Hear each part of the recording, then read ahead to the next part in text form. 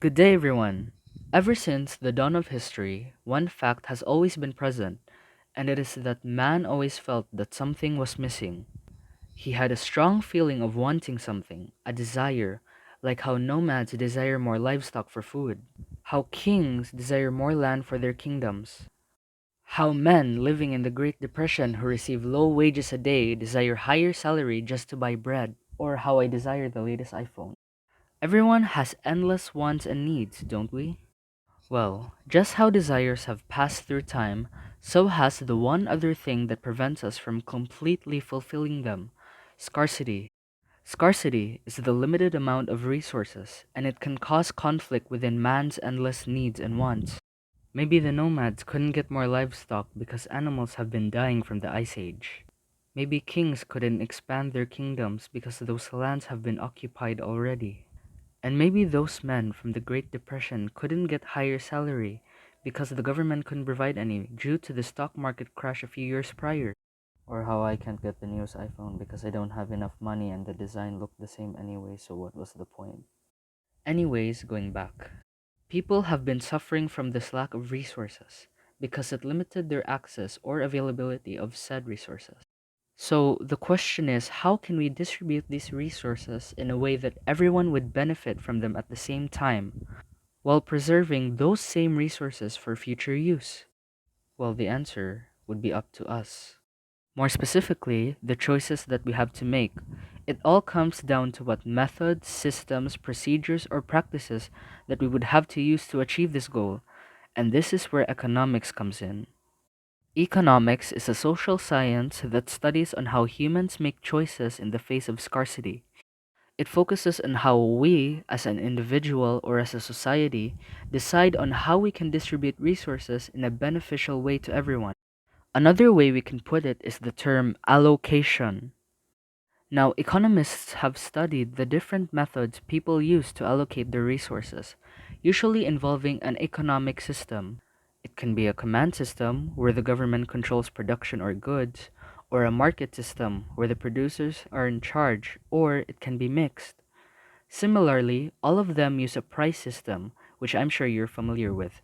Someone produces something, sets a price, then sell it for us, the consumers, to buy.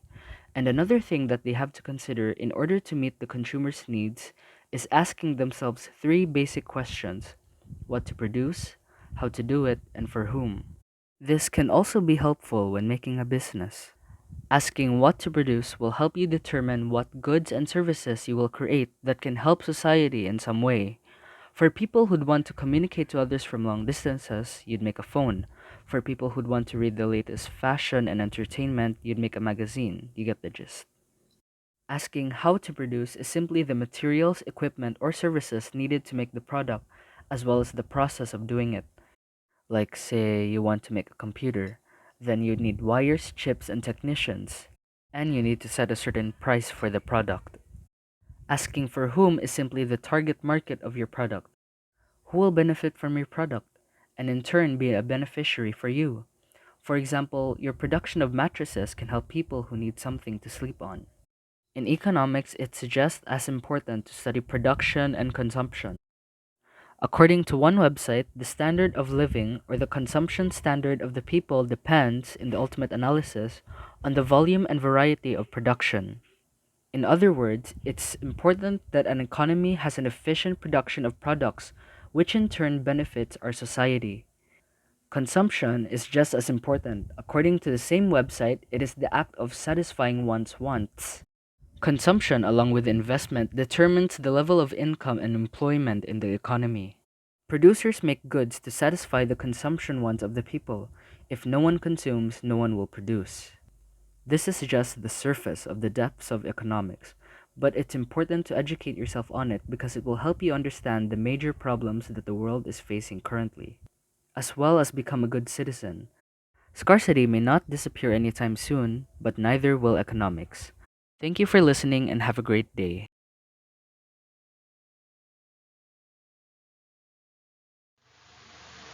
Economics is the study of how humans make decisions in the face of scarcity. This refers to resources being scarce and not being able to satisfy the society's wants and needs. That is why the economy faces choices on what to produce, how to produce, and for whom to produce. Economics is all about how people allocate the limited resources for production, distribution, and consumption. This is also the field of study that is best placed to track, study, project, and predict human behavior. It not only helps people understand human behavior, but also cultivates in students the problem solving, analytical, communication, and persuasion skills that are critical for success in today's job market. Economics is important because with the understanding of the economy, the government can make the right decisions to ensure a stable economic growth with a low inflation and the highest possible level of employment. An example of this is using the fiscal policy. The government can make adjustments to their spending and taxation to stabilize the economy. When the economy is already stable, they can lower down the taxes so that businesses can spend more money and hire more workers. Economics is also very important to businesses. A good business manager would need to know how to do production analysis so that products can be produced at the lowest possible cost with the highest efficiency. In order for businesses to maximize profit, they need to analyze the demands of the consumers and make adjustments to the prices of products. For example, an iPhone. iPhones are very expensive when it's new, but when they release new models, the prices of the previous model drop because they know that consumers would want the new model of the iPhone. Even if we do not plan to make a business career, it is still important to study economics. It is because we are all consumers. In this case, we are always making money spending decisions. By using cost-benefit analysis, we look at the pros and cons. If one choice provides more utility, then a decision is made. An example of this could be having to make a decision between buying a 67,000 iPhone or a Cherry Mobile that is only worth 16,000 and can last as long as an iPhone. To conclude, economics plays an important in our lives and the society. It helps us identify the policy measures that encourage prosperity and avoid inefficiency, making it a crucial driver in the search for sustainable growth. It will help us choose wisely when it comes to our personal, social, and professional lives and may help improve living standards and make society a better place. Thank you.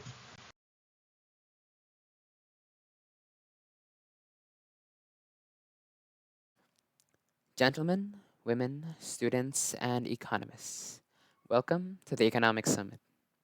If you've come to this summit today, it could only indicate that you are all professionals or soon to be professionals in the field of economics.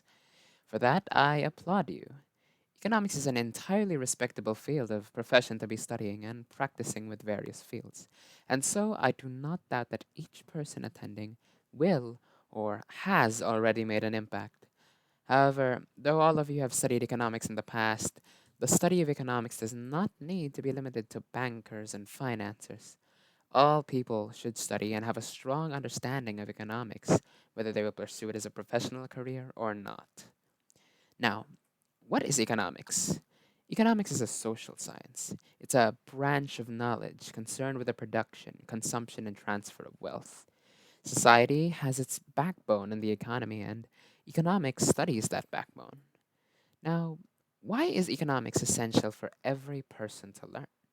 Economics does not need to be limited to businessmen and bankers and other related jobs, but every person of society will find its use in economics. All our lives are tied to what economics is studying. Society, human interaction, wealth, and the economy are all studied by economics and a large part of the lives we live. From our wages to production to our mortgages and life savings, economics has a vital role in our lives. Applied economics is, in fact, one of the most useful tools we can use and important pieces of knowledge we could have. It can help influence our decision making and help us understand the current affairs of the country. Understanding economics is understanding how society works, and with that knowledge, you can use it to do well in life. Now, studying economics does not just mean studying how money and wealth work. While both of those are a part of economics, it is not limited to those two alone. See, our government works on the economy. An economic reform could greatly improve or hinder the development of our country, and by studying economics, it will allow you to take the best decision possible when voting or managing your finances. If you had to vote on a law on what the government will pass using your economic knowledge, you can analyze the situation better and choose to vote for the best possible outcome. Thanks to economic reforms in the 1990s, China was able to lift more than 200 million people out of extreme poverty. This is the power of the economy, and with the knowledge you are getting, we could use it to benefit the country. If a little change by a few men with good economic knowledge can do so much, how much if every man in the country could manage their finances well? But we're also talking a little large scale right now. Let's talk about me. What about my needs? How would economics benefit me, like what I said earlier? Well, you're asking the right questions as I can answer them. No matter what you say, wealth is always going to be a large part of our lives. Understanding how to manage that wealth is essential to living. Well, the economy seems like a large entity concerning the whole country. We must understand that the state of our economy affects us as well. For example, if inflation were to rise, your savings values would also decrease. However, if the economy were to improve, it would improve your way of life as well. It would mean greater wages and the quality of life. This economic knowledge will help you in your investments and will ensure you have a plan for whatever may come. If there were to be an economic recession, you would know where to place and invest your money, or if you choose to save it. You may. Our lives resolve around our wealth and economics will only help that no matter how or what your profession you are practicing. Lastly, economics is also a getaway to many career paths. As are many of you currently attending this summit right now, economics will allow you to pursue multiple jobs in the world of banking, accounting, and business. Economics is a great way to developing multiple skills from researching to critical thinking to your social skills. By studying economics, it allows you to understand wealth, possess wealth, and make more wealth as economic expertise is highly valued in the market, as many businessmen and the high paying jobs will require a strong grasp on economics. So, to wrap it up, economics, as you will remember, is a social science. Economics is a unique science in the sense that it does not use the traditional scientific method. It instead attempts to predict human interaction and what may happen to the economy using observation and statistics. By reading on current events on the economy, you are practicing your economic knowledge by analyzing the data given to you. And using this data allows you to make better decisions with knowledge of the economy and whether you want to pursue a job regarding economics or not. By studying economics, you will be able to be smarter and be wiser with the wealth you possess. Thank you for listening to this speech at the Economic Summit.